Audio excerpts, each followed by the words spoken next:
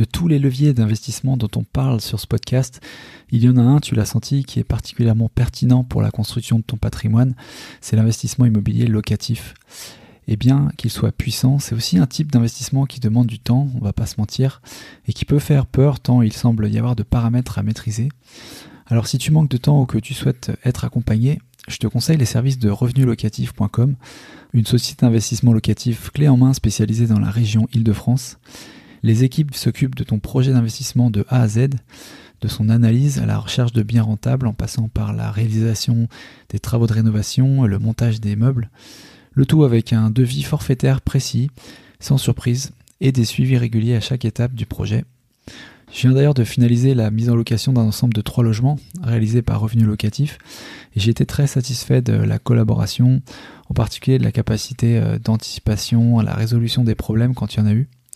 J'ai aussi reçu des feedbacks très positifs d'auditeurs qui ont investi via la structure. Alors si ça t'intéresse, je t'invite à te rendre sur le site revenu avec un s-du-milieu locatif avec un s.com/action et à remplir le formulaire en n'oubliant pas, bien sûr, de mentionner que tu viens de ma part. Tu seras bien reçu.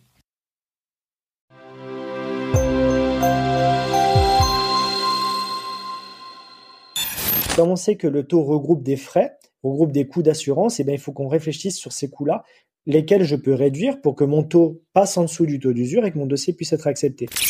La majorité de son business, le banquier va le faire avec une minorité de ses clients. C'est avec les clients avec qui il s'entend bien, c'est avec les clients avec qui il sait qu'il va pouvoir travailler efficacement. Il y a toujours des solutions. J'ai des gens qui nous sollicitent aujourd'hui, qui ont eu 2 ou 3 refus, ils me disent c'est bon, j'abandonne, j'arrête l'investissement. Non, ça se passe pas comme ça. Être investisseur, c'est être entrepreneur. Faut répondre à des problématiques. Si vous répondez pas à des problématiques, tout le monde le ferait, tout le monde serait riche. Bienvenue sur Les Investisseurs 4.0, le podcast qui explore les stratégies et les méthodes pour développer son patrimoine immobilier quand on a 40 ans, un job à plein temps et une vie de famille trépidante. C'est indéniable, les conditions de crédit se durcissent aujourd'hui en France et en Europe, les taux augmentent et les banques ont moins de moyens pour financer les projets. Alors si tu as écouté ce podcast et les nombreux parcours d'investisseurs qui s'y trouvent, tu es peut-être prêt à te lancer, tu dois te poser la question, mais alors maintenant, qu'est-ce qu'on fait ? Est-ce qu'on doit abandonner l'investissement IMO pour se porter vers d'autres classes d'actifs ? Dans ce climat quelque peu déprimant, 2 anciens banquiers et entrepreneurs, Christophe et Benjamin, nos 2 invités du jour, affirment à qui veulent bien l'entendre que si, le financement est toujours possible, pour peu qu'on ait la bonne approche et la bonne méthode. Mais comment faire en sorte de continuer à obtenir le financement pour ces projets d'investissement immobilier ? C'est ce qu'on va voir au cours de notre conversation, au cours de laquelle on verra quel est le contexte du financement bancaire actuellement, comment est calculé le taux d'usure et le taux d'endettement, en quoi il limite la capacité des banques à débloquer les fonds, quel levier peut-on actionner pour rentrer dans les clous quand on est limite, dans quel cas investir en société permet de passer outre et dans quel cas il ne le permet pas, quel niveau d'apport doit-on mettre dans la balance pour faire bouger les choses et comment le régénérer rapidement, ou bien aussi quel niveau de transparence faut-il avoir avec le banquier sur la nature réelle de son projet, ou bien sur ses investissements crypto. Tu trouveras dans cet épisode donc plein d'astuces pour grandement améliorer tes chances d'obtenir ton financement.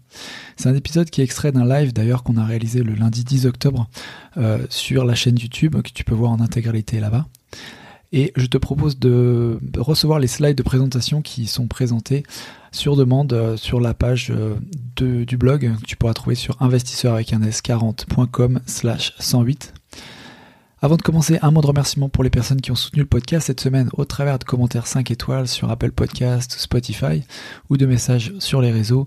Merci à Pulp Cookie pour son avis 5 étoiles sur Apple Podcast cette semaine, dans lequel il dit qu'il apprend des choses nécessaires pour être un investisseur éclairé et qu'il est stupéfait par la réussite de jeunes investisseurs qui sont passés sur le podcast. Je le suis aussi moi de mon côté, sache-le, mais ce qui est cool c'est qu'on peut tous profiter de leur expérience pour améliorer son propre parcours. Allez, sur ce, on attaque notre conversation sur le financement avec Christophe et Benjamin. C'est parti. Salut à tous, bienvenue sur ce live. Donc ça y est, on est live maintenant sur YouTube, sur Instagram, sur Twitter, LinkedIn également. Et ça fait super plaisir d'être là encore pour relancer un nouveau live. On avait fait pas mal cet été, des lives avec des experts. Et du coup, ce qui est intéressant aujourd'hui, c'est qu'on va parler un peu financement avec nos 2 invités du jour que je vais vous présenter dans un instant. Christophe Allais, Benjamin Gijon. de Ton Banquier à Domicile, que vous avez peut-être déjà mieux entendu un peu parler parce qu'ils sont le sponsor du podcast en ce moment, donc c'est un grand plaisir de les avoir également ici. Christophe, Benjamin, bonjour à tous les deux. Ça me fait très plaisir de vous voir et de pouvoir parler aujourd'hui. On va parler vraiment financement de crédit immobilier aujourd'hui avec vous, et je crois que c'est vraiment un thème super récurrent et très intéressant. C'est marrant parce que j'ai regardé un peu dans l'historique du podcast. On a fait un point sur les financements IMO à peu près à la même époque tous les ans en fait. Au tout démarrage en septembre 2020, on a fait un petit point à ce moment-là avec un invité. Et puis l'année dernière, donc on avait reçu Christophe sur le podcast, c'était en septembre. Et puis cette année, à nouveau un petit point financement, c'est toujours intéressant. Est-ce que, déjà peut-être pour commencer vraiment tout début, est-ce que vous pouvez vous présenter peut-être un par un sur votre activité Mon Banquier à Domicile, et ce que vous faites et qui vous êtes? Ouais, pas de souci. Donc déjà, c'est Ton Banquier à Domicile, pas Mon Banquier à Domicile. Donc Ton Banquier à Domicile parce que on est là pour vous aider. Moi, pour ma part, donc c'est Christophe. J'ai fait 15 ans de banque dans laquelle j'ai occupé plusieurs postes. Donc le poste de conseiller en gestion de patrimoine, conseiller clientèle classique, chargé d'affaires professionnelles. Et je suis aussi investisseur puisque j'ai une trentaine de lots sur la région parisienne. Et du coup, avec Benjamin, l'idée, ça a été de créer Ton Banquier à Domicile pour pouvoir venir en aide aux investisseurs, puisqu'on sait qu'aujourd'hui, c'est très compliqué pour obtenir des financements. Et en tant qu'investisseur, je suis aussi de l'autre côté de la barrière parce que j'ai beaucoup de mal en ce moment à obtenir les financements. C'est de plus en plus compliqué. Mais il y a plein de solutions et c'est ces solutions qu'on a voulu mettre à disposition des gens qu'on accompagne, que ce soit sur la partie investissement immobilier dans sa globalité ou que ce soit sur la partie financement. Notre objectif, c'était vraiment de mettre nos années d'expérience au service des gens qui veulent nous rejoindre. Donc le but, c'est vraiment d'avoir le côté investisseur, mais aussi le côté financier et savoir comment, malgré toutes ces contraintes, pouvoir continuer à se faire financer et continuer à investir. Donc voilà, pour compléter ce que disait Christophe, moi c'est Benjamin, cofondateur avec Christophe de Ton Banquier à Domicile. Et puis voilà, j'ai été chargé d'affaires professionnelles pendant 11 ans. Donc secteur bancaire, j'ai exclusivement eu comme clientèle des gérants d'entreprises, de sociétés, etc. Aujourd'hui, l'investissement immobilier, comme tu disais, Paco, là, c'est un bon moment pour faire le point parce qu'on sait qu'il y a des contraintes et des difficultés pour obtenir son crédit. On va l'évoquer ensemble, mais du coup, le fait de devoir notamment passer en société pour faire ces investissements immobiliers, c'est une des solutions. Et c'est pour ça que là, sur ce domaine d'expertise-là, nous, on peut amener notre expérience, ce qu'on a vécu concrètement en agence, et pour apporter des solutions aux investisseurs pour leur montrer comment obtenir leur financement et comment continuer à investir en cette fin d'année 2022 et l'année 2023 qui va commencer avec à peu près la même dynamique. Parfait, et on va en parler.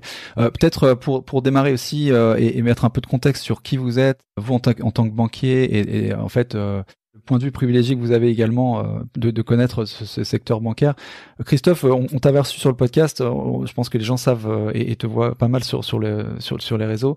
En gros, et si pour simplifier, enfin Benjamin, toi t'es vraiment spécialisé sur la partie financement de l'immobilier, financement pro en fait, et Christophe plus sur la partie particulier. Et vous êtes un ancien banquier depuis des années. Vous avez fait ce genre de choses, d'accorder ou non des crédits à des investisseurs IMO, quoi. C'est exactement ça. C'est pour ça que aujourd'hui, voilà, c'est vraiment encore une fois le but, c'est de mettre notre expérience au profit des investisseurs et que ça soit en particulier, que ça soit en SCI ou que ça soit au travers des sociétés. Donc, on a chacun notre domaine d'expertise. Il y a des choses à mettre en place aujourd'hui si vous voulez continuer à vous faire financer. Il faut vraiment passer pour un professionnel et être un professionnel de l'investissement IMO.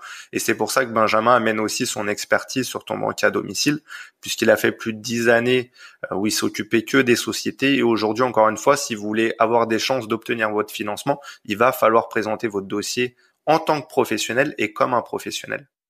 Comment est-ce qu'on peut faire un point sur le contexte bancaire actuellement? Dans quel degré en fait les banques accorde au fait du crédit de manière générale. Et là, c'est intéressant d'avoir point de vue, notamment parce que c'est vraiment souvent quelque chose qui fait beaucoup les premiers titres des journaux, et ça crée un peu. Enfin, c'est très difficile d'avoir un point de vue réel de ce qui se passe vraiment, c'est-à-dire combien de dossiers sont acceptés, combien de dossiers sont rejetés. On entend des chiffres à droite à gauche, mais on n'a pas vraiment la vision réelle de ce qui se passe. Et peut-être même en répondant à cette question, faire un petit peu en parallèle par rapport à d'autres cycles aussi pour qu'on prenne un petit peu un zoom out de où est-ce qu'on en est et si on a déjà connu ce genre de choses et que, voilà, sur le secteur bancaire. Ouais, on est dans une période, alors je me permets de répondre parce qu'on fait beaucoup de dossiers, et notamment sur la partie particulier, on en fait énormément. C'est pour ça qu'on essaye de diriger aujourd'hui les gens vers la partie pro. Aujourd'hui, contrairement à ce que disent les médias, ils ont un temps de retard. On l'a vu au début d'année quand ils annonçaient qu'il y avait même pas 10% des dossiers qui étaient refusés. On était déjà à 30 ou 40. Aujourd'hui, ils annoncent 50%. Il y a un peu plus de 50% des dossiers qui ne passent pas. Mais il y a une raison à ça. Benjamin le dit très bien, il y a 75% des dossiers des investisseurs qui sont refusés parce qu'ils sont mal présentés ou ils sont pas complets. Donc vous avez 3 dossiers sur 4 qui sont refusés déjà d'emblée parce qu'il manque des documents ou parce qu'ils ne sont pas présentés de la bonne manière. Quand je dis de la bonne manière, ça va être de choisir l'enveloppe pour investir, donc que ça soit une enveloppe en nom propre, en SCI ou en société. Ça fait partie aujourd'hui vraiment des éléments que vous devez savoir. Encore une fois, si vous vous comportez pas de manière professionnelle, vous n'aurez pas votre financement. Donc l'objectif déjà, c'est de bien présenter et savoir comment se faire financer. Est-ce qu'on va choisir le nom propre? Est-ce qu'on va choisir la SCI? Est-ce qu'on va choisir la société? Et après, aujourd'hui, il y a quand même plusieurs problématiques, notamment avec le HCSF, donc le taux d'endettement. Aujourd'hui, les banques ne veulent pas trop déroger aux règles du HCSF, donc à savoir ne pas dépasser les 35% d'endettement et pas dépasser plus de 25 ans sur la durée. Donc ça te limite vachement quand tu achètes, notamment sur le locatif, parce qu'aujourd'hui, la plupart des banques sont sur des durées de financement de 20 ans, y compris le différé. Donc on est sur des durées de financement très très courtes. Il y a d'autres problèmes comme le taux d'usure, donc on va faire un aparté dessus. On vous a préparé des petites slides donc sur lesquelles on pourra mettre un focus. Mais effectivement sur le taux d'usure, aujourd'hui vous avez des possibilités de les contourner grâce à la délégation d'assurance emprunteur, par exemple, ou grâce au taux variable que vous pouvez solliciter auprès de votre banque. Donc le but, ça va vraiment d'avoir un partenariat avec la banque, mais vous allez pouvoir faire comprendre à la banque que si ça passe pas à cause du taux d'usure, par exemple, pourquoi pas solliciter une délégation d'assurance qui va vous permettre de faire baisser le coût du crédit et du coup de passer au-delà de cette règle.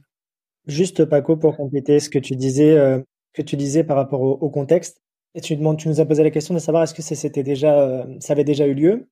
Est-ce que c'était quelque chose qui se répétait? Est-ce qu'on avait un peu de recul par rapport à ce genre de situation-là?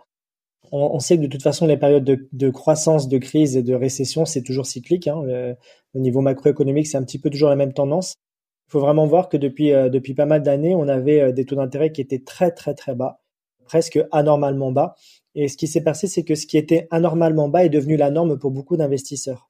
Ce qui veut dire qu'aujourd'hui, il y a énormément d'investisseurs et de clients qui ont, lorsqu'ils viennent à la banque voir leurs conseillers, ils ont parfois une vision un peu tronquée de ce qu'est l'investissement parce qu'ils ont eu l'habitude jusqu'à maintenant d'investir à 1%, 1,20 sur 20 ans, 25 ans. Et aujourd'hui, quand il y a des dossiers qui doivent être à 2,50 et à 3%, on a vu que le taux d'usure, il a augmenté, il est à 3,05 maintenant sur 25. Et quand les investisseurs voient ça, les personnes qui ne sont pas averties, comme disait Christophe, les personnes qui ne sont pas formées, qui n'ont pas l'habitude de faire de l'investissement immobilier, elles vont tomber dans l'erreur de se dire ah mais aujourd'hui si j'ai un taux à 3%, c'est pas intéressant, je ne veux pas investir. Mais aujourd'hui le taux n'est plus un critère. Aujourd'hui l'objectif c'est d'avoir son crédit et de pouvoir investir. Finalement aujourd'hui c'est ce qu'il faut comprendre. Et toute cette partie psychologique d'adaptation, les investisseurs doivent vraiment comprendre que c'est quelque chose qui doit faire partie d'aujourd'hui. C'est une tendance. Les taux vont continuer un peu à augmenter. Tant qu'il y a ce niveau d'inflation qui est un peu galopant un peu partout dans le monde, on a des taux qui vont continuer un peu à augmenter, mais peu importe le taux finalement, selon la stratégie que l'investisseur va choisir, tout ça, ça peut devenir des opportunités aussi. Donc c'est cyclique, c'est quelque chose qui est maintenant qui est installé, ça va durer encore un certain temps, c'est difficile de prévoir combien de temps, mais l'objectif c'est que maintenant, lorsque l'investisseur il va aller à la banque, c'est pas seulement d'amener un dossier, peut-être qu'il y a 2 ou 3 ans, on emmenait un dossier qui était moins complet, moins professionnel. Parfois, les banquiers pouvaient donner des accords assez facilement. Mais aujourd'hui, le banquier va exiger de la part de l'investisseur que le dossier soit complet, qu'il y ait une vraie stratégie d'investissement et qu'il puisse vraiment voir un potentiel qu'il y a derrière. Il doit y avoir des bonnes compétences. Sinon, aujourd'hui, le banquier se prendra moins la tête qu'avant. Et surtout que comme il a plus de contraintes, s'il a 10 dossiers à faire, il va prendre les 2-3 qui sont carrés. Et ceux qui ne le sont pas, il les mettra de côté systématiquement. Donc finalement, il y a vraiment vous incitez vous sur l'aspect relationnel de toute manière avec le banquier, et ça pour vous ça dépasse toutes les peut-être limitations qui peuvent y avoir, qui viennent finalement des pouvoirs publics au final, de la Banque de France et choses comme ça. Pour vous ça c'est suffisamment puissant pour pouvoir compenser des limitations peut-être plus, on va dire, bureaucratives, administratives de la chose, quoi. En fait, il faut comprendre une chose, c'est que le crédit, le financement, c'est encore une fois, tout est une question d'humain. C'est comme tout dans la vie, les relations que vous allez avoir avec un agent IMO, par exemple, qui va vous sortir des biens off-market, avec votre notaire, avec un expert comptable, bah, c'est pareil à la banque. On va privilégier beaucoup le côté humain. Plus vous allez avoir un bon relationnel avec votre interlocuteur, plus vous avez des chances d'obtenir votre crédit. Pourquoi ? Parce qu'il existe des agences, et c'est pour ça aussi qu'on a décidé de faire notre formation et notre coaching sur le financement, parce qu'il existe des banques qui ont des pouvoirs de décision en agence. Ça veut dire que la personne que vous allez solliciter en face de vous, par exemple si c'est un directeur d'agence, il est probable que ça soit lui qui décide, notamment dans des banques régionales aujourd'hui, il est probable que ça soit lui qui décide si vous accorde votre dossier ou pas. En fonction de quoi ? En fonction du scoring, par exemple. Il faut savoir que dans chaque banque dans laquelle vous avez un compte, vous avez une note qui vous est octroyée. Plus votre note est importante, plus le directeur qui est en face de vous a un pouvoir de délégation élevé. Ça veut dire qu'il va pouvoir vous accompagner sur un nombre de dossiers important. Donc le montant qu'il va pouvoir vous octroyer va être important aussi. Si vous avez par exemple une note de 1, partons que c'est la note la meilleure, il va peut-être pouvoir vous accompagner dans certaines banques. On les donne dans les coachings de groupe, notamment le nom de ces banques-là, jusqu'à 3 ou 4 millions. Donc le directeur a la main pour vous accompagner jusqu'à 3 ou 4 millions. Dans d'autres banques, le directeur a la main jusqu'à 1 million. Dans d'autres banques encore jusqu'à 500 000. Donc à condition que vous soyez très bien noté, vous allez pouvoir vous faire financer 3, 4, 5 opérations en fonction des prix et des biens que vous sollicitez, des financements que vous sollicitez. Donc oui, c'est une question d'humain. La personne en face de vous vous fait confiance sur un projet. Bien sûr qu'elle a des règles à suivre de la part de ses dirigeants, de la part du HCSF, de la part certainement des pouvoirs publics, politiques, mais elle a aussi la main pour prendre des décisions. Donc à partir du moment où elle décide de vous accompagner, vous allez pouvoir vous faire financer. Donc le côté humain est très important. Ne négligez pas l'interlocuteur que vous avez en face de vous, et surtout, ne le sollicitez pas que pour du financement. Essayez de le solliciter aussi et de parler d'autres sujets avec lui, parce que si vous êtes focalisé sur votre financement, bah, votre interlocuteur, lui, bancaire, il n'est pas forcément investisseur. Donc, certes, c'est un dossier, certes, vous êtes client, mais il a peut-être envie aussi d'échanger avec vous et de parler d'autres sujets.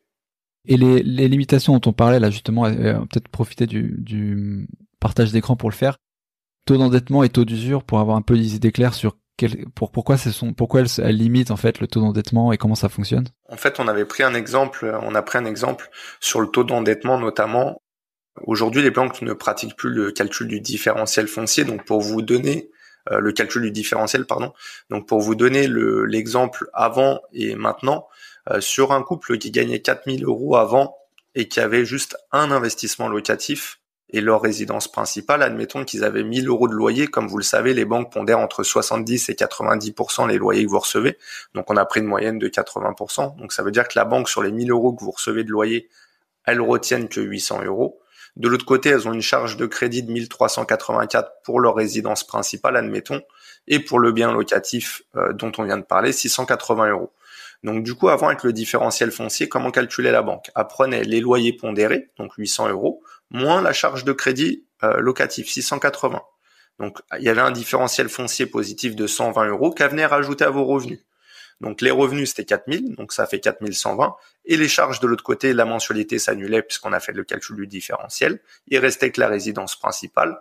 Donc on faisait 1 384 divisé par 4 120. On arrivait à un taux d'endettement de 33,5%. Donc là, on voit que ça passe. La norme, c'est 35, donc il n'y a pas de souci. Aujourd'hui, avec les mêmes chiffres, la banque ne calcule plus de cette façon-là. La banque, comment elle calcule ? Elle va prendre l'ensemble de vos revenus, donc elle va rajouter votre loyer aux revenus que vous avez en le pondérant toujours, donc on arrive à 4 800 € de revenus, et elle va prendre l'ensemble de vos charges. Donc les charges pour la résidence principale, 1 384, et les charges pour le bien locatif, 680. Donc on arrive à un total de 2064 de charges, divisé par 4 800 de revenus, ça fait 43% d'endettement. Donc on peut voir qu'aujourd'hui, avec les mêmes chiffres, vous avez une situation où vous vous retrouvez avec un refus de prêt parce que vous êtes au-delà des 35% préconisés par le HCSF. Donc avec les mêmes chiffres, vous avez 10% de plus d'endettement. Pourquoi aujourd'hui les banques ont décidé de durcir ce calcul, cette méthode de calcul de taux d'endettement, parce que le HCSF a pour but de réguler l'octroi de crédit et de diminuer les crédits accordés. Donc c'est pour ça qu'aujourd'hui le calcul est beaucoup moins intéressant pour les investisseurs, parce que c'est beaucoup plus compliqué d'aller chercher du financement. Ok. Et sur le taux d'usure en lui-même, quels sont les changements, comment il se calcule et puis quels sont les vrais changements? On a entendu pas mal parler, mais je parierais pas que c'est un truc vraiment exceptionnel en réalité. Sur le taux d'usure, ce qu'il faut voir, le taux d'usure, on en parle beaucoup, c'est très franco-français d'ailleurs. À la base, c'est un taux qui avait été fait pour protéger les emprunteurs. Le taux d'usure, c'est le taux effectif maximal auquel une banque peut prêter de l'argent. Donc, c'est-à-dire que sur une durée, la banque, elle ne pourra pas dépasser un certain taux, et on ne parle pas de taux nominal, attention, on parle de taux effectif global. Donc, c'est-à-dire que dans ce taux, on reprend bien entendu le taux à laquelle la banque achète de l'argent, donc le taux nominal, et on va ajouter les frais d'assurance, les frais de garantie, les frais de dossier. Donc tout ça, ça va venir mettre un taux qui est plus important que le taux du crédit. C'est donc ce taux effectif, et ce taux effectif, il ne peut pas dépasser le taux d'usure, car effectivement, cette norme du taux d'usure, on va dire aux banques, par exemple, sur 25 ans, si le taux effectif de l'emprunteur dépasse 3,05%, on vous a mis un exemple aussi qu'on vous partage à l'écran, un exemple d'un client qui va solliciter un prêt de 300 000 euros sur 25 ans. Il va avoir un taux effectif, donc comme on l'a dit, le taux nominal, plus les frais de dossier bancaire, plus les frais de garantie et le coût de l'assurance qui ressortirait à 3,10. Sachant que le taux d'usure actuel sur 25 ans, on est à 3,05, le taux effectif de la banque, il est supérieur au taux d'usure. À ce moment-là, la banque, elle ne peut pas faire le prêt. Elle n'a pas le droit de faire le prêt. Donc, comme disait Christophe en introduction, l'objectif, c'est quoi? Pour les investisseurs, c'est de comprendre comment est calculé ce taux d'usure, comment est calculé le taux effectif global de la banque et sur quels aspects je peux jouer. Comme on sait que le taux regroupe des frais, regroupe des coûts d'assurance, il faut qu'on réfléchisse sur ces coûts-là, lesquels je peux réduire pour que mon taux passe en dessous du taux d'usure et que mon dossier puisse être accepté. Le premier aspect, c'est effectivement l'assurance emprunteur. Jusqu'à aujourd'hui, très souvent, on conseillait effectivement à nos investisseurs de passer exclusivement pour l'assurance emprunteur avec la banque qui leur prêtait les fonds, ce qui était normal parce qu'on voulait créer un vrai partenariat avec la personne qui prête les fonds. Mais aujourd'hui, si effectivement l'assurance emprunteur du banquier est plus chère, la banque, elle est aussi beaucoup plus disposée à ce que les emprunteurs fassent une délégation externe, c'est-à-dire que je vais chercher un assureur en dehors de ma banque qui va pouvoir m'assurer mon prêt, et avec un coût qui va être inférieur à celui de ma banque. Donc du coup, comme ça va venir réduire mon coût d'assurance, ça va venir réduire mon taux effectif global, et ça peut me permettre de rentrer dans les clous et d'être justement inférieur au taux d'usure. L'autre argument, et Christophe l'a dit aussi tout à l'heure, c'était le taux variable. C'est quelque chose qu'on faisait beaucoup moins maintenant, mais de plus en plus d'investisseurs y passent aussi. Pourquoi? Parce qu'un taux variable est généralement inférieur à un taux fixe, et parfois sur 0,10, 0,15, ça peut vous permettre de passer en dessous du taux d'usure et d'avoir votre crédit. Donc c'est vraiment les deux leviers que vous avez. Et un troisième levier aussi, on le dit quand même, mais c'est pas forcément le levier que les investisseurs aiment le plus entendre, mais il faut quand même le dire, c'est augmenter l'apport. Et c'est quelque chose qui se fait aussi parce que si j'augmente mon apport, je vais emprunter une somme un peu inférieure, les coûts d'assurance et les coûts liés au crédit, les coûts liés à la garantie aussi vont être un peu inférieurs, et le fait que j'emprunte un peu moins, peut me permettre d'être en dessous aussi de ce taux d'usure-là. Donc voilà, l'objectif aujourd'hui, c'est ça, c'est que lorsque vous allez rencontrer votre banquier pour avoir un crédit, si vous êtes confronté à cette problématique du taux d'usure, c'est déjà d'anticiper et de penser au taux variable et à la délégation externe d'assurance pour dire « Ok, je suis à ce niveau-là de taux aujourd'hui, je vais aller chercher des meilleures conditions pour pouvoir rebasculer en dessous du taux d'usure et obtenir mon crédit et faire mon financement, faire mon investissement immobilier. » Ok, intéressant. Alors il y a une question de Laurent qui dit justement sur la délégation d'assurance. Effectivement, c'est pas un truc qui est forcément bien vu dans un partenariat avec le banquier de demander la délégation d'assurance. Mais on entend bien que ça peut nous permettre de passer en dessous du taux d'usure, tu vois. Quel est l'équilibre à jouer là-dessus, en fait? Ouais, effectivement, plus vous allez avoir un taux d'usure élevé, plus vous allez chercher des solutions pour contrer ce taux d'usure, et il n'y en a pas 50. Donc il va falloir comprendre, en fait, c'est aussi ça l'intérêt. C'est vraiment, soit vous passez en nom propre et vous incitez avec le nom propre, et du coup, vous êtes obligé de mettre des solutions en place, comme le fait d'aller solliciter une délégation d'assurance. Donc effectivement, c'est pas super bien vu par la banque. Maintenant, aujourd'hui, il y a plein de possibilités. Il y a des banques même qui vous proposent des délégations d'assurance avec des partenaires qu'ils ont. Donc vous pouvez essayer de solliciter comme ça, voir si eux ont des partenaires qui peuvent vous proposer une assurance moins chère qui vous permettent de passer en dessous ce taux d'usure. Vous avez la possibilité de solliciter le taux variable, et encore une fois, le but, ça va être d'avoir des contreparties à proposer à la banque. Donc, si par exemple, vous prenez une délégation d'assurance et que vous n'avez pas le choix, vous pouvez très bien dire à votre banquier, écoute, moi, je prends une délégation d'assurance. Par contre, en contrepartie, je te mets une assurance prévoyance, je te mets une assurance accident de la vie, une assurance auto, une assurance habitation, l'assurance propriétaire non occupant du bien, je la domicilie chez toi. Et comme ça, le banquier voit que tu veux mettre un réel partenariat en jeu. Certes, il n'aura pas l'assurance emprunteur, mais par contre, il a plein d'autres services et crédits services et produits, qu'il va pouvoir mettre en place. Et après, l'autre solution pour contourner ce taux d'usure, ça va être de passer en société. Il faut savoir aujourd'hui que quand vous passez en société ou quand vous passez en SCI, vous n'êtes plus concerné par le taux d'usure. Moi, en juillet, je viens d'obtenir un crédit sur une SCI à l'IR à 3,50 sur 20 ans. Donc ça peut paraître énorme, les gens me disent « Ah mais t'es fou, pourquoi t'as accepté ça, 3,50, c'est énorme ».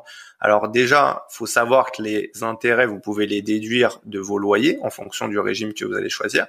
Mais en plus, ça va augmenter un peu votre mensualité, certes, mais à partir du moment où votre investissement est ultra rentable et que c'est intéressant, moi j'achète un bien qui est largement sous-coté, j'achète beaucoup en dessous du prix, donc il n'y a pas de souci. Je vais pouvoir, je sais que je fais une affaire, donc c'est pas grave que le taux soit à 3,50. Mais encore une fois, voilà, le but c'est pas de vendre du rêve, c'est juste vous faire comprendre que quand vous passez en société ou même sur des SCI, vous n'êtes plus concerné par le taux d'usure et le taux d'usure ça dépend. Après ça dépend des banques, faut voir.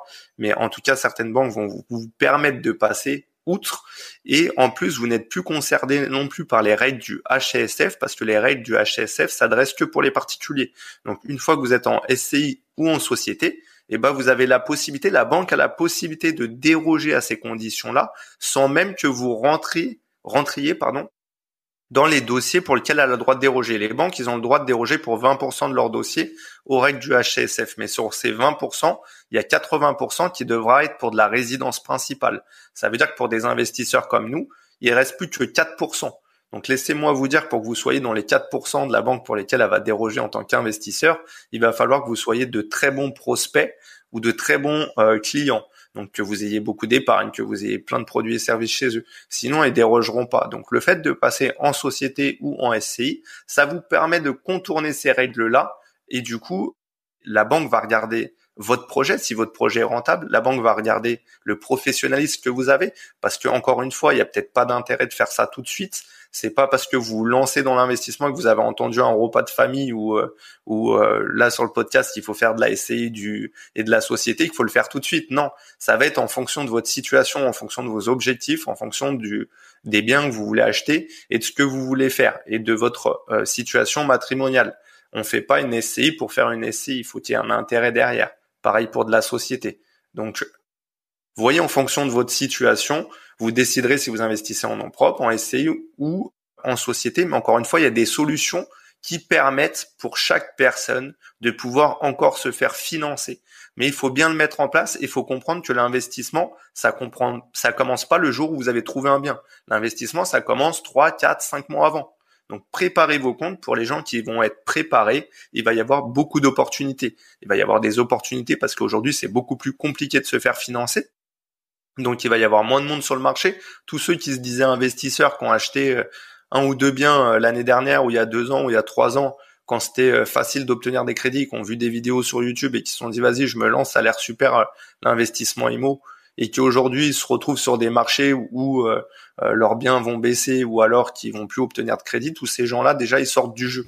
Donc, il va rester beaucoup moins de personnes sur le marché et du coup, ça va ouvrir pour les investisseurs des opportunités, et pour avoir et bénéficier de ces opportunités, il va falloir être préparé. Donc, il va falloir avoir de la trésorerie, il va falloir avoir de l'épargne, il va falloir montrer à votre banque que vous êtes un investisseur sérieux et que vous êtes quelqu'un de fiable.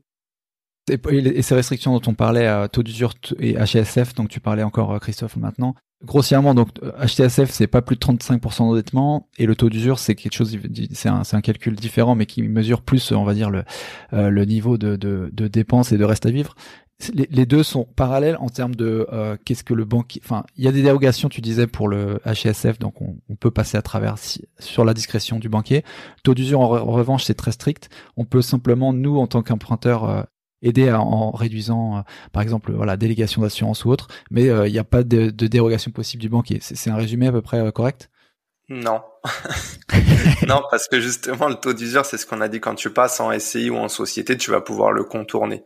Donc effectivement, le banquier ne fait pas ce qu'il veut. En fait, le taux d'usure, si tu veux, c'est le taux annuel effectif global. Comprend, comme le disait Benjamin tout à l'heure, tout ce qui est taux d'intérêt, assurance emprunteur, frais de garantie, frais de dossier, frais de courtage par exemple. Et ça vous donne un pourcentage, un coût de crédit en pourcent. Il faut pas que ce coût-là soit supérieur au taux d'usure, donc le taux fixé par les banques. À partir du moment où le taux est supérieur et que vous achetez en nom propre, il n'y a pas de dérogation possible. La banque va être bloquée. Le seul moyen, encore une fois, de le contourner, ça va être avec la délégation d'assurance, les taux variables ou des astuces comme celle-ci. Et après, sinon, de passer en société ou en SCI, où là, tu ne vas plus être concerné par le taux d'usure, ou beaucoup moins, ou en tout cas, les banques auront plus de latitude pour faire ce qu'elles veulent ou ce qu'elles veulent. Donc ça va être plus simple. Le taux d'endettement, encore une fois, les banques peuvent déroger pour 20% de leur dossier. Après, c'est en fonction de l'année, en fonction de votre profil, avant de décider de déroger ou pas. Mais comme on l'a dit, encore une fois, le fait de passer en SCI, c'est comme pour le taux d'usure. Le fait de passer en SCI ou en société, ça va te permettre de contourner aussi le taux d'endettement. Et ça, vous confirmez, parce qu'on a deux questions là, Mélanie et Mister Modis, qui parlent un petit peu la même question de savoir est-ce que la SCI permet de contourner réellement? J'ai vu les deux questions, ouais, j'ai vu les deux questions qu'on voyait là. Ma banque m'a informé que la SCI était dorénavant soumise aux critères HCSF. Et puis l'autre question, c'était en nom propre, je suis à 40%. Est-ce que la SCI, en SCI, qu'est-ce qui fait que le dossier passera? Alors, par rapport à ça, pour apporter les précisions, dans la question, on nous a demandé est-ce que c'était une bonne information. Alors, en partie, oui. Il faut savoir que notamment les SCI, lorsqu'elles sont à l'IR, à l'impôt sur le revenu, et parfois, vous avez certaines banques qui commencent à faire la même étude et qui utilisent les critères en nom propre pour de la SCI à l'IR, parce qu'il y a une transparence fiscale entre les deux structures, que vous soyez en nom propre, en SCI à l'IR, il y a une transparence fiscale. Donc, vous avez de plus en plus de banques qui commencent à appliquer les critères du HCSF pour de la SCI, mais de la SCI à l'IR, à l'impôt sur le revenu. Donc c'est pour ça qu'aujourd'hui, on a parfois des investisseurs qui viennent nous voir en nous disant mon banquier, j'ai présenté mon dossier en SCI à l'IR, et il m'a dit qu'il a appliqué les normes du HCSF pour les 35%. Parfois, ça peut arriver, donc c'est quelque chose qui se met un peu en place, mais c'est pas encore une fois systématique. C'est quelque chose qui se fait selon les établissements bancaires, mais c'est vrai que c'est possible que ça arrive. C'est pourquoi aujourd'hui, lorsque les personnes investissent en société, généralement, elles vont passer ou bien par des SCI, mais à l'impôt sur les sociétés, ou elles vont passer par des SARL, mais à l'impôt sur les sociétés aussi. Et à partir de là, à partir du moment où on passe à l'impôt sur les sociétés, on garantit que le financement et le crédit qui va être fait, ça va être un crédit professionnel. Et à ce moment-là, on sort complètement des critères du HCSF. On sort des 35% d'endettement, mais juste pour expliquer rapidement pourquoi, c'est parce que quand vous allez investir à travers une société, on ne prend pas en compte, on ne peut pas faire le calcul des 35% d'endettement parce que là, c'est la société qui emprunte et le taux d'endettement d'une société n'a rien à voir avec un taux d'endettement à titre particulier. Le risque est complètement différent. Donc, c'est pour ça que votre banquier ne retiendra pas les 35% de taux d'endettement. Par contre, il y a une étude qui va être différente sur un dossier pro que sur un dossier privé. Déjà, vous allez avoir des durées qui sont plus courtes. Il faut savoir que la durée d'un crédit professionnel, vous allez être à 20 ans max, mais on est plutôt à 15 ans. La norme, c'est plutôt 15 ans sur un crédit professionnel. Les taux ne sont pas les mêmes non plus. Les taux d'un crédit professionnel sont des taux supérieurs que ce qui se fait à titre privé. Donc ces choses-là, il faut les intégrer aussi, notamment lorsque les investisseurs, ils ont des stratégies sur des investissements immobiliers, mais qu'ils ont des plans de financement qui se font sur 20 ans ou 25 ans, alors que dès qu'ils vont solliciter la banque, ils vont avoir un crédit sur 15 ans. Donc, ça change radicalement la donne. Donc, voilà, il y a tout cet aspect-là à prendre en compte. Et c'est pour ça que, effectivement, si vous passez par une SCI à l'IR ou une SARL aussi à l'IR, vous pouvez avoir des banquiers qui appliquent les conditions du HCSF. Et vraiment, si vous passez par exemple sur une SAS, sur une structure, mais par contre vous passez à l'IS, à l'impôt sur les sociétés, là vous vous garantissez que le prêt sera étudié de manière comme un crédit professionnel. Et là, on sort complètement des normes du HCSF. Juste pour revenir sur l'exemple, parce que c'est important par rapport à la question, quand je parlais de mon exemple tout à l'heure, je suis en SCI à l'IR. Donc j'ai eu aucun blocage parce que voilà, n'hésite pas à me solliciter en message privé, je t'enverrai mes offres de prêt si tu veux, mais tu pourras voir que j'ai eu du 3,50 rien qu'en taux d'intérêt. Donc si j'étais bloqué par le taux d'usure, la banque n'aurait jamais pu me financer. Et en termes de taux d'endettement, c'est pareil, je suis largement au-dessus de ce qui est préconisé. Donc tout dépend de ton interlocuteur et de si la banque a envie de te financer ou pas. Ouais, c'était juste pour être sûr que quand on parle de financer en société, on incluait la SCI au même titre qu'une SAS commerciale ou autre. Ou est-ce que c'est un traitement différent? Est-ce que vraiment la SCI est considérée vraiment comme en société, comme tu le disais Benjamin, et du coup sortait de ces cadres-là, ou est-ce qu'il y a un truc un peu hybride? En fait, pour apporter une précision par rapport à ça, la SCI, c'est une société qui a dans son objet un objet immobilier. C'est-à-dire que quoi qu'il arrive, avec une SCI, tu vas ne pouvoir que faire de l'investissement immobilier, de l'achat immobilier. L'objet de ta société, c'est de faire de l'investissement immobilier. Donc une SCI, tu pourras pas faire une boutique avec une SCI. Une SCI, elle est vraiment faite pour une opération immobilière. Une SAS, une SARL, ce sont des sociétés qui sont à la base par défaut, ce sont des sociétés qui sont commerciales. Mais elles peuvent devenir des sociétés immobilières à partir du moment où tu achètes un bien immobilier à travers cette structure. Mais de base, par défaut, ce sont des sociétés commerciales. Ce qui fait que l'approche que tu vas avoir sur de l'investissement immobilier qui passe par une société, eh ben c'est une approche professionnelle. On va avoir une étude de dossier qui se fait à titre professionnel. Pour te donner un ordre d'idée aussi, c'est que l'analyse du dossier qui est faite sur un dossier pro, elle est beaucoup plus poussée, beaucoup plus poussée, en tout cas, elle prend plus de temps que celle qui se fait à titre privé. Pour que vous voyez un petit peu là, en termes de charge de travail, un conseiller particulier dans une agence, il peut avoir entre 800 et 1000 clients particuliers dans son portefeuille. Un professionnel, il va avoir entre 2 et 300 clients dans son portefeuille. Donc, c'est pour vous montrer que l'analyse des dossiers qui est faite derrière, sur un conseiller pro qui doit analyser un financement à travers une société, l'analyse, elle est plus poussée. Et comme disait Christophe au tout début, c'est pour ça que c'est vraiment l'objectif de ton banquier à domicile. Nous, on a cette expertise-là pour permettre aux investisseurs, dès qu'ils vont présenter un dossier, notamment à travers une structure professionnelle, que le dossier reprenne exactement ce que le banquier a besoin d'avoir comme information. Il faut savoir présenter son dossier, mais il faut savoir aussi montrer les chiffres. Il faut savoir expliquer la stratégie qui est en place derrière. C'est ça qui va faire la différence. Vraiment, mettez-vous à la place du banquier. Pour vous donner un chiffre, le banquier fait 80% de ses résultats commerciaux avec 20% de son portefeuille. Ça, c'est quelque chose qui est assez parlant et ça montre bien aux personnes que voilà, la majorité de son business, le banquier va le faire avec une minorité de ses clients. C'est avec les clients avec qui il s'entend bien, c'est avec les clients avec qui il sait qu'il va pouvoir travailler efficacement. Donc, si un investisseur, dès qu'il va se présenter à son banquier, il a un bon feeling, il a un bon relationnel et il sait qu'avec lui, dès qu'il va il va apporter des contreparties, s'il donne son crédit, mais il va avoir des contreparties derrière, il va pouvoir bosser, le banquier il est beaucoup plus enclin à le faire. Et de la même façon, si vous présentez un dossier juste en amenant le compromis et votre dernier avis d'imposition sans rien amener à côté, le banquier va mettre le dossier de côté et il va prendre le dossier qui lui est complet, qui donne envie, il y a une vraie stratégie, il y a une vraie notion d'investissement derrière. Donc c'est ça qui fait vraiment la différence aujourd'hui. Lorsqu'on entend des investisseurs nous dire les banquiers ne prêtent plus, non c'est faux, les banquiers prêtent moins. Ça veut pas dire qu'ils prêtent plus, mais ils prêtent moins. Et l'objectif, un investisseur, il doit pas forcément écouter les autres investisseurs qui vont dire je comprends pas, je me suis pas fait accompagner, j'ai pas bien présenté mon dossier, j'ai eu des refus, c'est de la faute du banquier. L'investisseur, il doit trouver des solutions pour avoir son crédit. C'est la seule chose qu'il doit réfléchir, c'est comment est-ce que je peux faire dans ce contexte actuel pour avoir mon crédit. Et pour ça, il faut être accompagné, il faut être formé, et puis il faut savoir bien présenter les choses et avoir une bonne stratégie d'investissement. Dans un court instant, on verra une astuce pour continuer à enchaîner les financements sans impacter sa capacité d'endettement au travers d'un type d'association spécifique en SCI. Une technique pour régénérer rapidement son apport, qu'on investisse en nom propre ou en société. Ou bien le niveau de transparence qu'il vaut mieux garder avec son banquier sur la nature de ses projets ou ses investissements crypto par exemple. À tout de suite. Par les temps qui courent, la préoccupation numéro 1 de l'investisseur immobilier est de savoir si la banque va continuer à pouvoir l'accompagner et financer ses projets. Et la recherche de financement bancaire devient du coup une compétence de plus en plus critique. 2 anciens banquiers expérimentés, dont l'un Christophe Allais était notre invité sur l'épisode 52, viennent de lancer une offre de formation en ligne pour t'aider à professionnaliser ton approche auprès des banques et mettre toutes les chances de ton côté. Ça s'appelle Mission Crédit Illimité. Tu y trouveras des modules vidéo explicatifs sur la préparation d'un dossier de financement, les attentes du banquier ou les manières de contourner un taux d'endettement élevé. Un module dédié à l'activité marchand de biens sera aussi inclus dans le programme d'ici la fin du mois. Et la formation comprend un rendez-vous personnalisé pour t'aider à monter ton propre dossier et le présenter comme un pro à ton banquier. Alors si tu cherches à enchaîner les investissements immobiliers et que la partie financement te bloque ou te fait peur, tu devrais y jeter un coup d'œil. Il y a une réduction de 25% sur le prix de la formation si tu mentionnes le code promo PACO25.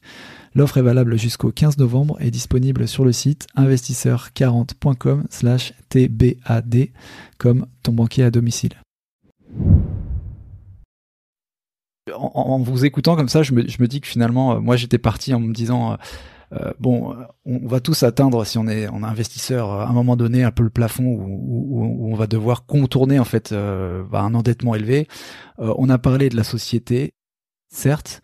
Moi, j'avais d'autres choses dont je voulais parler avec vous. Il y a peut-être d'autres actions à mettre en place, par exemple l'hypothèque, le nantissement d'actifs, etc. Mais j'ai un peu l'impression en vous écoutant que finalement, en première étape quand même, la présentation, être vraiment clair et être un bon client pour son banquier, j'ai l'impression que ça dépasse même on va dire les critères techniques et un petit peu les outils techniques qu'on peut avoir pour continuer à avancer quand on a atteint un taux d'endettement élevé. Vous en pensez quoi? En fait, tu as plein de solutions, mais encore une fois, voilà, le but, c'est de comprendre toutes les règles et de pouvoir avancer en fonction de ces règles-là. Quand t'es investisseur, t'es entrepreneur, pour moi, c'est la même chose. Ton rôle, ton métier, ça va être de répondre à des problématiques qui vont se présenter à toi. Aujourd'hui, pour un investisseur, la problématique première, ça va être d'avoir ton financement, d'obtenir ton crédit. Donc, comment tu fais? Tu mets tout en place pour l'obtenir. Donc, tu présentes un dossier complet. Comme l'a dit Benjamin, ton banquier en face, c'est un commercial aussi, donc il a d'autres produits et services à commercialiser. Il n'est pas là que pour faire du crédit. Donc, il a besoin que tu montres que tu vas faire un partenariat avec lui, que tu vas être là pour investir sur la durée. Donc, ça va être important de donner des contreparties à ton banquier. Et à côté de tout ça, tu as la possibilité de te professionnaliser, comme on l'a dit, avec une SCI ou avec une société. Et c'est ça qui va te permettre de contourner beaucoup de règles aujourd'hui. Mais il faut savoir le faire. Il faut le faire correctement. Si tu le fais mal, c'est encore pire que du particulier. Parce que si tu le fais pas bien, la banque, elle va te prendre pour un amateur. Et là, tu es là pour montrer que tu es un professionnel. Donc, c'est tout l'inverse. Donc, elle va prendre ton dossier, elle va le mettre sur le côté, tu auras des refus de prêt. Donc, il faut vraiment que tu présentes comme un professionnel, que tu saches quels chiffres présenter quand tu présentes une SCI à l'IS, quand tu présentes une société. C'est vraiment différent quand tu vas présenter en particulier. Donc, il faut être bon aujourd'hui dans ce que tu fais. Il n'y a plus de place pour les amateurs. C'est pas péjoratif de dire ça. C'est juste que les conditions se resserrent. Donc, il faut vous comporter vraiment comme des professionnels. Et comme tu le disais, il y a des possibilités de se faire financer grâce au nantissement, mais ça t'immobilise du capital et de la trésorerie. Le but, c'est de l'immobiliser le moins possible. Mais tu as des techniques qui peuvent te permettre d'investir en illimité que les gens connaissent très peu. Et c'est aussi pour ça, encore une fois, qu'on a décidé de faire notre formation et accompagnement sur Mission Crédit Illimité, parce qu'il y a la possibilité de se faire financer vraiment en illimité grâce à des techniques simples comme l'association. Tu t'associes demain avec une personne, pas qu'on s'associe ensemble demain. Toi, t'es ultra finançable, t'as un CDI. Moi, je suis moins finançable, j'ai plein d'investissements, j'ai pas de CDI. Comment on fait? Tu prends 80% des parts de la SCI, moi, j'en prends 20. Pour la plupart des banques, déjà, en dessous de 25%, tu n'es pas bénéficiaire effectif, tu n'apparais pas. Donc, et en dessous de 20%, bien souvent, les banques vont même pas prendre ta caution ou vont même pas calculer ton endettement. Ça veut dire qu'elles vont prendre l'endettement de celui qui a 80% des parts et du coup, que tu auras mis et qui est plus finançable que l'autre. Donc du coup, par le biais d'associations comme ça, en t'associant avec d'autres personnes, tu vas pouvoir emprunter en illimité. Après, tu pourras faire une cession de parts avec ton collègue avec qui tu as investi. Mais dans un premier temps, pour obtenir ton financement, ça va te permettre encore une fois de contourner ces règles-là. Et ça, c'est énorme. Le fait de pouvoir t'associer aussi, ça va permettre de ne pas impacter ta délégation que tu as en agence.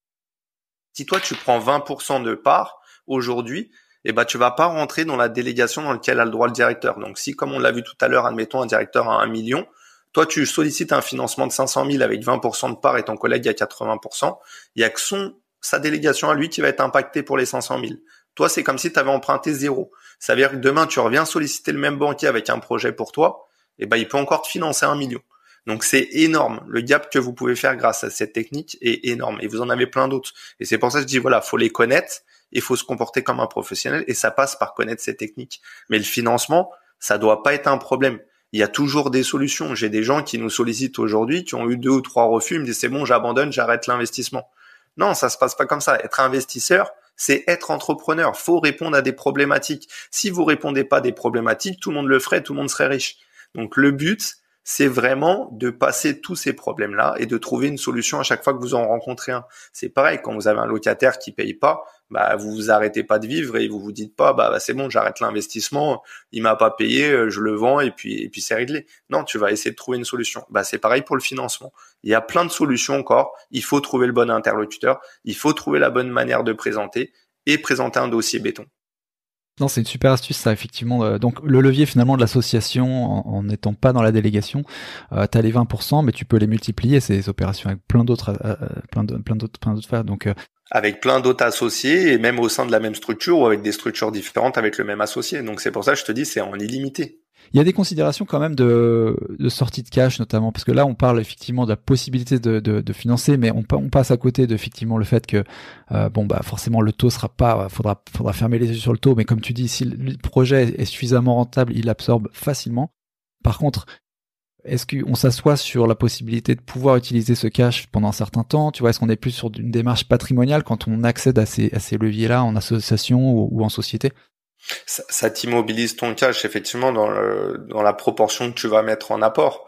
Mais la proportion que tu vas mettre en apport bien souvent aujourd'hui sur des dossiers professionnels ou des dossiers en SCI ou même sur de l'investissement particulier en nom propre, les banques vont demander aux alentours de 20% d'apport. Donc effectivement, c'est un montant conséquent en fonction des montants que tu vas lever, mais tu as des possibilités de te régénérer cet apport très rapidement, comme par le différé de crédit. Aujourd'hui, il faut essayer de solliciter le plus possible de différés. Même si on sait que les banques vont prêter, par exemple, sur du locatif sur 20 ans, y compris le différé, donc on va être sur 18 ans de période d'amortissement plus 2 ans de différé, bah, en 2 ans, tu peux générer un maximum de cash qui te permet de te reconstituer ton apport, ou alors par le biais de crédit conso. La banque aujourd'hui t'accompagne sur 200, 300, 400 000, bah, va se dire, OK, je te fais confiance pour une enveloppe de 300 000, bah, je te rajoute une petite enveloppe de 30 000 en crédit non affecté, donc t'as pas besoin de te justifier. Tu vas pouvoir l'utiliser comme tu veux et du coup, ça te permet de te reconstituer ton apport super rapidement et de repartir sur d'autres projets.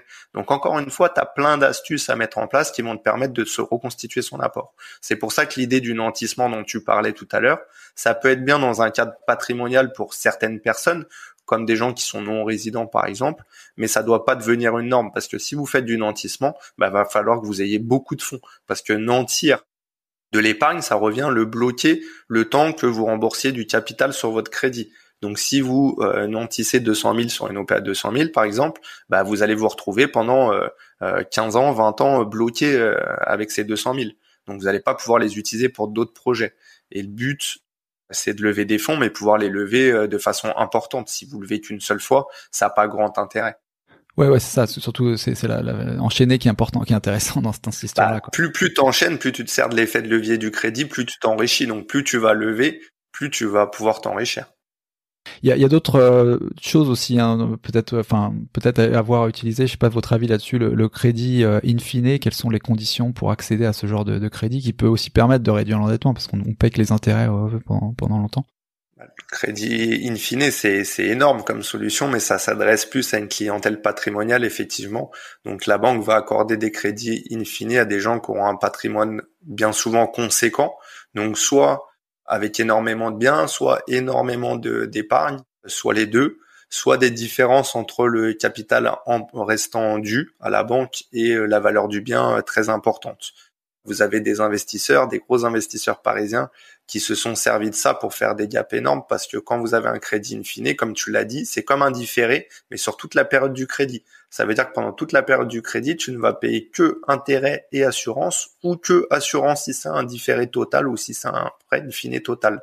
Donc ça veut dire que par exemple, là où tu auras 1 000 € de mensualité normalement, là tu en auras peut-être que 200. Donc si de l'autre côté tu as 2 000 € de loyer, bah tous les mois tu as 1 800 € qui rentrent dans ta poche. Donc c'est énorme le crédit in fine.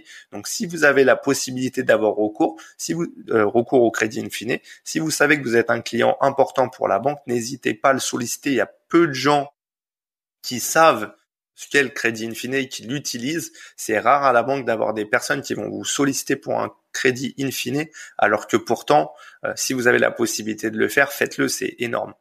Ouais, ça fout quand même un gros risque sur la tête de la banque, j'imagine, parce que faut être sûr du coup, c'est-à-dire que quand l'opération se déboucle, typiquement qu'on revend, que la valeur du bien est réalisée avec une vente, qu'elle couvre effectivement tous les intérêts accumulés qui sont généralement plus élevés, etc. Donc, j'imagine que il y a un peu plus de sueur froide du côté du banquier quand il analyse ce genre de choses, non? Ouais, après, bien souvent, tu vas quand même payer les intérêts et l'assurance, donc les intérêts vont pas se cumuler, ton crédit ne va pas grossir. Il va te rester à la fin à rembourser le capital que tu as emprunté au début. Donc à partir du moment où tu pars sur une bonne opération, où tu sais que tu as fait une bonne affaire, un peu comme du marchand. Si tu sais que tu as 30-40 points de marge, tu peux y aller les yeux fermés sur du prêt in fine. Enfin, c'est peu probable aujourd'hui que tu perdes 30% ou 40% sur l'IMO, même si aujourd'hui on voit que le marché est un peu instable, on sait pas trop comment ça va se passer. Si tu achètes un bien, c'est un exemple sur Paris ou sur la première couronne, tu sais qu'il va pas perdre en principe 30 à 40%. S'il perd 30 à 40%, c'est que ton argent il vaut plus rien. Donc il y aura d'autres problématiques, mais en tout cas, oui, quand vous faites un prêt in fine, au-delà d'être un client patrimonial, effectivement, tu as raison de le préciser, Paco, il faut que ça soit une bonne opération, une bonne affaire.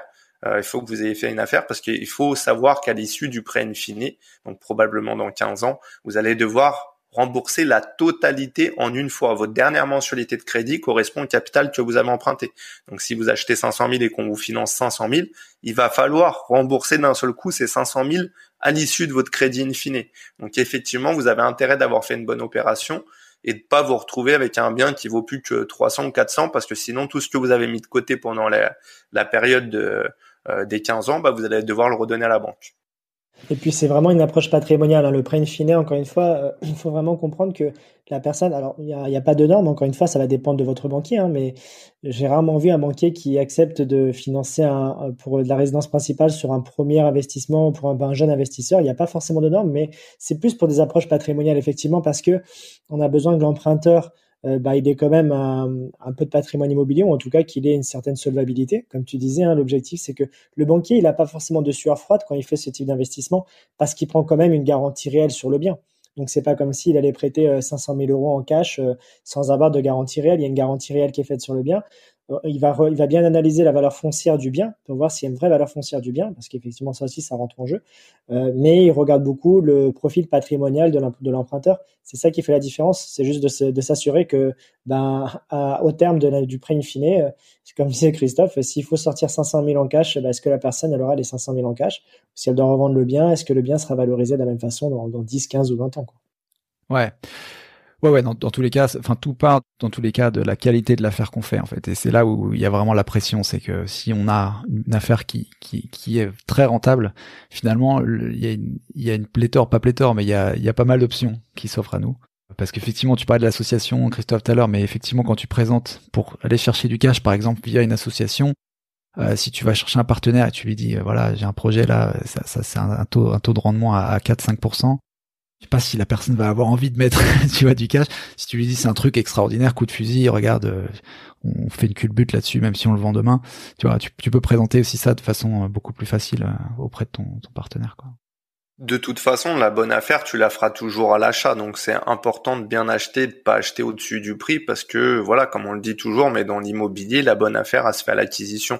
Donc, si tu fais pas une bonne affaire au début, ça va être difficile que ça se transforme en bonne affaire par la suite. Je voulais parler un petit peu peut-être des fausses bonnes idées ou du filoutage un petit peu pour pouvoir passer à travers.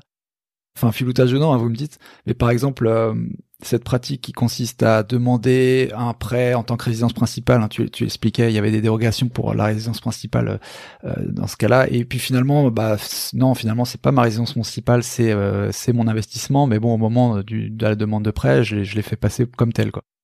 À quoi on s'expose, comment ça marche, ce genre de choses?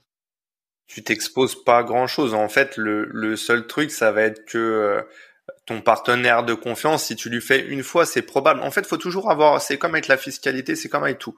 Faut toujours avoir une histoire cohérente et qui tient la route. Si demain vous achetez pour faire de la résidence principale et qu'au final, moi ça m'est arrivé plusieurs fois sur des biens, dans ce sens-là ou dans l'autre sens, que j'achète un bien locatif, au final ça devienne ma résidence principale, ou que j'achète une résidence principale et que ça devienne du locatif.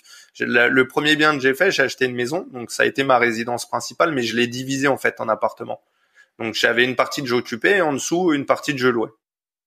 Du coup, tu mens pas vraiment à ton banquier, même si ça avait été que du locatif. En fait, ça change tout le temps. Tes projets changent tout le temps. Au début, c'est pour de la RP, puis au final, ça devient du locatif parce que tu te rends compte que tu peux le diviser en plusieurs appartements.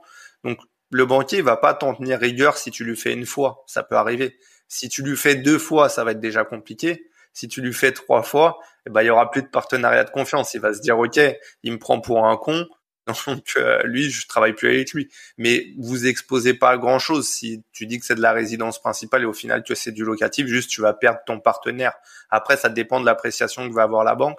C'est pas comme quand tu caches des revenus.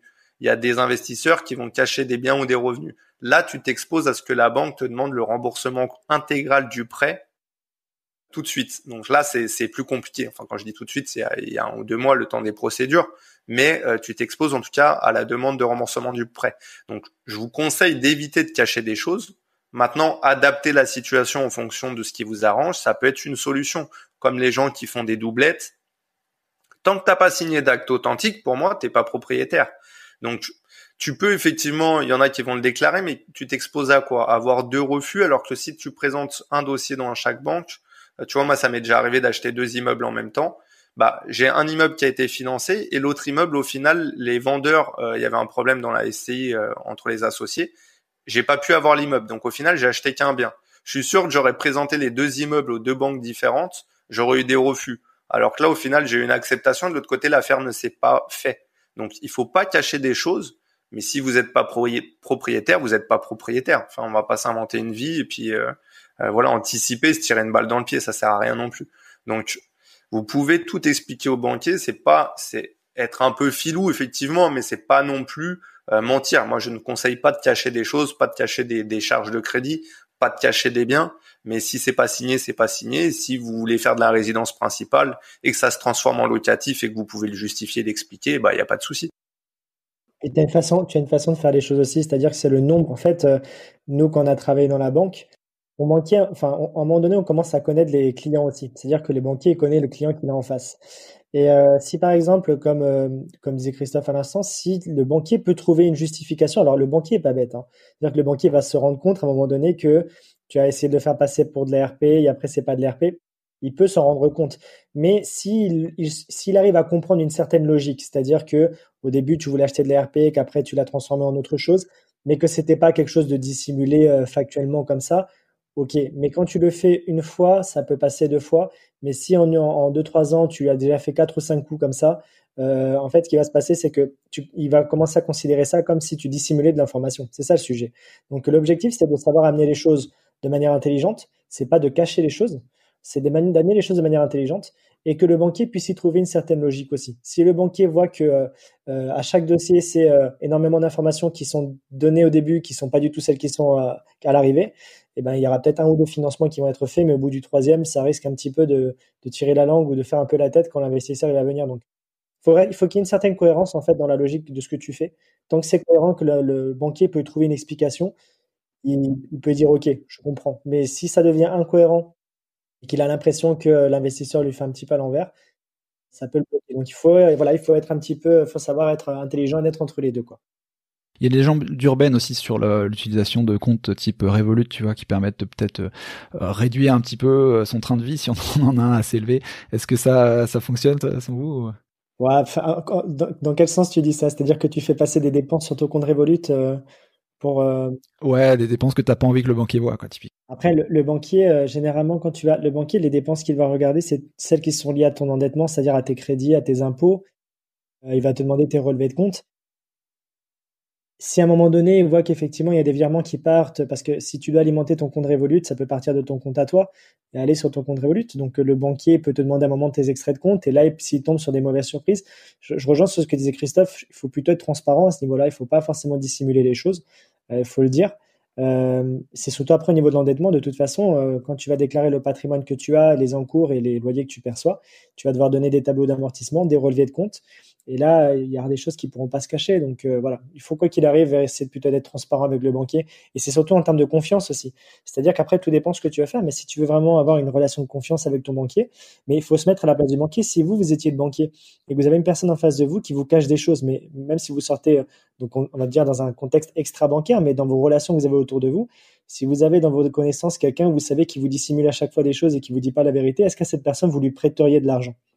C'est la question que vous pouvez vous poser. C'est une bonne façon de voir les choses. Et quand vous verrez votre banquier, peut-être que vous le verrez d'une façon un petit peu différente. N'oubliez pas que votre banquier, il est humain. Donc, il est aussi parcouru d'appréciation, d'idées sur la personne qu'il a en face de lui. Et s'il se rend compte que la personne n'est pas forcément digne de confiance ou qu'elle n'a pas de parole ou qu'elle ne peut pas s'engager dans une relation gagnant-gagnant, elle va choisir un client avec qui elle peut le faire. Ouais, et encore une fois, juste pour revenir là-dessus, les opérations que tu pourrais éventuellement mettre sur un compte Revolut, de Boursorama, un compte en ligne, ça va être des opérations peut-être de paris sportifs ou de virements pour de la crypto, ce que les banques n'affectionnent pas. Après, tu vas pas cacher un crédit. Enfin, nous, c'est pas notre façon de voir les choses.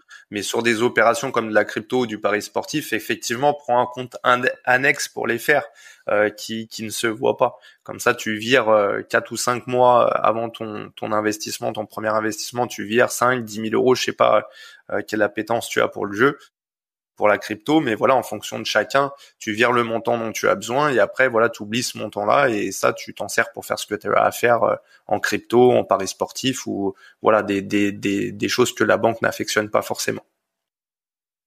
Ouais, d'ailleurs, ça allait être ma prochaine question d'ailleurs. Si selon vous, on avait traversé ce pont-là en termes de maturité du marché et d'appétence pour la crypto, si les banquiers commencent à voir ça comme un actif à part entière sur lequel, si on l'investit de façon assez raisonnée, en DCA, etc., on est encore bon, ou si finalement, ouais, bon, la transparence, là, c'est limite et on va oublier de parler de crypto avec mon banquier, quoi.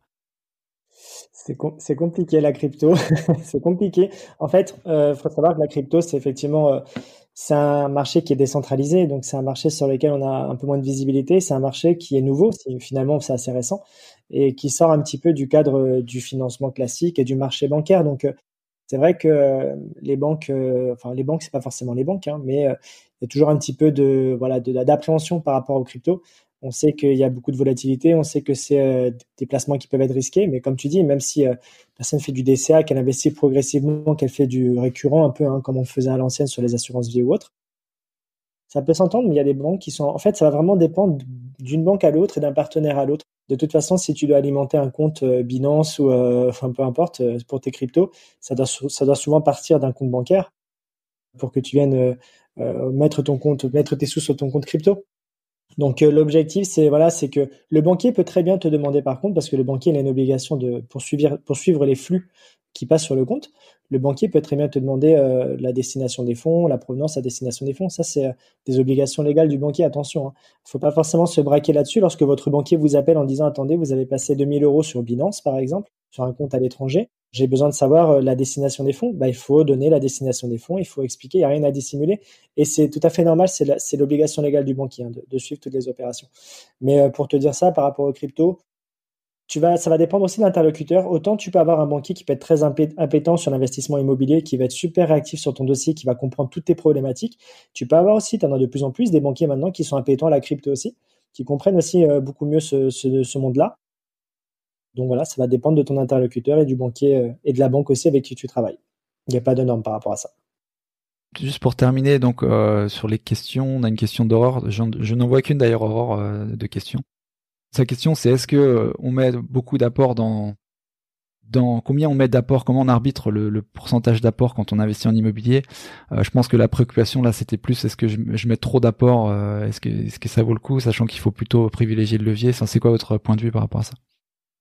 Ouais, plus tu privilégies l'effet de levier, plus tu t'enrichis, mais encore une fois, ça doit pas être un élément qui va te bloquer, le fait de mettre de l'apport. Alors, si le banquier t'en demande beaucoup, il faut te demander si c'est encore intéressant de faire le crédit ou pas. Mais si t'es sur 20% aujourd'hui, il faut que tu saches que c'est la norme 20%. Donc, dans la plupart des cas, le banquier va te demander 20%. Après, ça peut rentrer dans le cadre d'une négociation. À partir du moment où tu as de l'épargne, que tu le montes, t'es peut-être pas obligé de le mettre. Mais en tout cas, aujourd'hui, la norme, ça va être 20%. Donc, si tu n'as pas de trésorerie, tu risques d'être bloqué. Et après, voilà, si le banquier te demande plus, c'est à toi de voir si ton projet est rentable et comment tu peux récupérer l'apport rapidement. C'est ce qu'on disait tout à l'heure. Plus tu vas récupérer l'apport rapidement, plus il n'y a pas de problématique à en mettre. Si aujourd'hui tu fais un différé de crédit, ça te permet de te reconstituer ton apport ou tu as le droit à un crédit conso, une enveloppe à côté de ton crédit principal qui te permet de régénérer l'apport rapidement, pas de souci, tu fonces. Et puis tu as aussi, si tu investis en société, tu as le double effet de l'apport, c'est de le mettre en compte courant d'associé. C'est-à-dire que l'avantage, c'est que quand tu passes en société, tu te dis, au lieu de le mettre, si j'investis en nom propre, cet apport, je vais l'envoyer chez le notaire. Il va partir le jour de la signature et puis je le verrai plus. Et comme disait Christophe, là, tu joues sur le différé. Donc, tu peux avoir, par exemple, 2 ans de différé où tu vas percevoir tes loyers, tu vas te reconstituer ton apport. Mais si à ça, tu le couples en plus avec un investissement en société, c'est-à-dire que l'apport, il va, au lieu de transiter de ton compte personnel chez le notaire, il va transiter de ton compte personnel sur ta société et de ta société chez le notaire. Et ta société va créer une ligne qu'on appelle un compte courant d'associé. C'est une dette que ta société te doit à toi-même. Et ce que tu vas pouvoir faire justement, c'est que dans ce temps de différé, par exemple sur ces 2 années que tu as de différé, imaginons que tu génères énormément de cash avec ton investissement, et chaque mois, tu peux te faire un remboursement de compte courant d'associé. Imaginons que tu as mis 40 000 euros d'apport, tu peux te rembourser progressivement ton compte courant d'associé tous les mois sur ton compte personnel, et ça, c'est exonéré d'impôts. C'est juste du remboursement de compte courant d'associé. C'est un remboursement d'une dette que ta société te doit à toi-même. Donc, si tu couples un investissement immobilier qui a une grosse rentabilité, qui dégage énormément de cash, qui te donne du cash flow tous les mois, et à ça, tu ajoutes en plus le remboursement de compte courant d'associé, tu peux te reconstituer ton apport assez facilement, et en plus, si tu perçois pas d'intérêt sur ton compte courant d'associé, tu te rembourses juste le capital, et tu vas récupérer ton compte courant d'associé sans impôt dessus. Ça, c'est énorme comme technique. C'est vraiment une technique, le compte courant d'associé, c'est technique de base. Compte courant d'associé différé, c'est le jumeau parfait, quoi. Ouais, ce qui permet du coup en termes de liquidité en fait, d'anticiper et d'avoir accès au cash qui serait bloqué si on avait juste un différé en nom propre. C'est ça l'idée. C'est ça, et puis après, pour pouvoir le sortir de ta société. C'est ça. Si tu sors de ta société du cash et que tu vas devoir passer par la case impôt quoi qu'il arrive, quelle que soit la façon.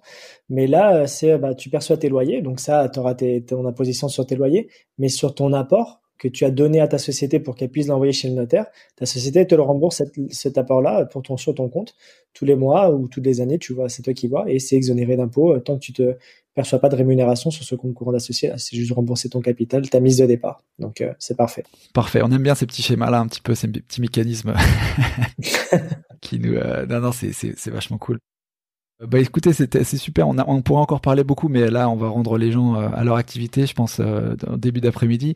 Merci beaucoup, Christophe, Benjamin, pour votre temps. Est-ce qu'on peut savoir où vous retrouvez en fait pour les gens qui voudraient poursuivre la conversation avec vous?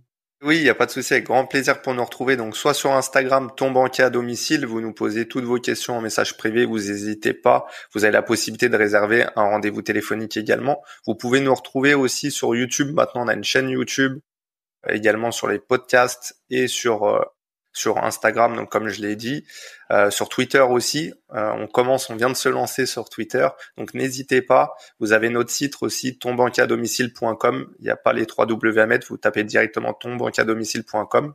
Comme ça, vous pourrez nous poser toutes vos questions. Et encore une fois, n'hésitez pas, on a mis à disposition, on a créé pour vous une formation coaching. Donc vous avez 7 heures de vidéo sur le financement, comment obtenir vos crédits en nom propre, en SCI et en société. Et vous avez 3 coachings de groupe et un coaching perso où on vous aide à monter votre dossier de financement. On a vraiment voulu mettre ça en place pour vous permettre de continuer d'investir malgré les nouvelles contraintes. Donc n'hésitez pas à nous solliciter, même en message privé, encore une fois, c'est gratuit, réserver un appel, c'est gratuit, on pourra échanger sur le financement. On veut que des gens motivés, des gens qui ne lâchent rien et des gens qui ont envie de faire des choses. Si c'est juste pour prendre une formation ou un coaching juste comme ça et pas passer à l'action, ça nous intéresse pas. On veut que des gens motivés et qui veulent faire de grosses choses et de grandes choses. Yes, parfait. Et on a un partenariat d'ailleurs, on a 25% de réduction pour les personnes qui souhaitent bénéficier de cette formation. Donc c'est investisseur40 avec un s40.com/TBAD. N'hésitez pas. Merci à toi Paco, et rentrez le code Paco25, vous aurez 25% de réduction. Voilà, merci encore une fois pour ton invitation Paco, ça fait toujours plaisir. À bientôt. Et à bientôt.